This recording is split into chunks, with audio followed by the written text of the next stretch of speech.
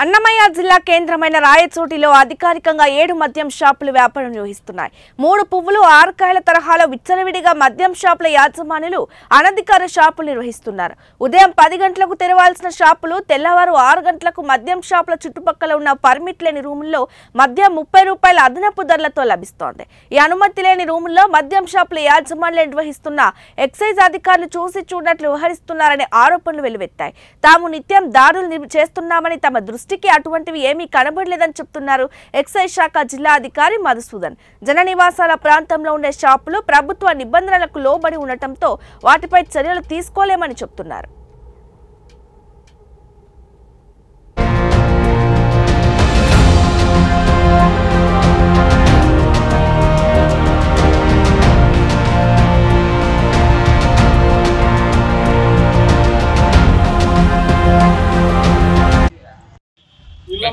SLV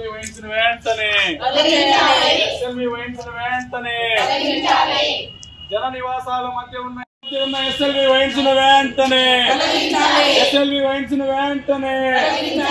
జనానికి ఇబ్బంది కలిగిస్తున్న SLV wines వెంటనే SLV వైన్స్ వెంటనే జన నివాసాల మధ్య ఉన్న SLV వైన్ షాపును వెంటనే జనానికి ఇబ్బంది కలిగిస్తున్న SLV వైన్ షాపును వెంటనే జన నివాసాల మధ్య ఉన్న SLV వైన్ షాపును వెంటనే జన నివాసాల షాపును వెంటనే మహిళలకు రక్షణ లేకుండా ఏర్పాటు చేసినటువంటి SLV వైన్ షాపును వెంటనే SLV వైన్ షాపును వెంటనే SLV వైన్ షాపును వెంటనే జనానికి అసౌకర్యంగా ఉన్న SLV వైన్ షాపును వెంటనే మహిళా లోకానికి ఇబ్బంది కలిగిస్తున్న SLV.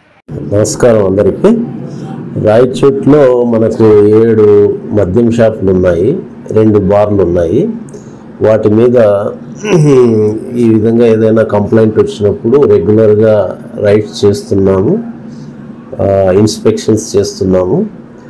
ఏదైనా ఇది పర్మిట్ రూములు అనేటివి ఎక్కడ అనుమతులు లేవు, అయినా మేమన్నీ దాడులు చేసి అది కంట్రోల్ చేస్తాం. ఇప్పటి నుంచి పర్మిట్లు ఎప్పుడు లేవు సార్? పర్మిషన్స్. ఇటీవల మీకు కంప్లైంట్ వచ్చిందంట సార్, మదనపల్లి రోడ్లో నివాసుల మధ్య షాపులని ఎంక్వైరీ చేశారంట, ఏం తెలియదు సార్? మదనపల్లి రోడ్లో ఒక బారు 2 షాపులు ఉన్నాయి.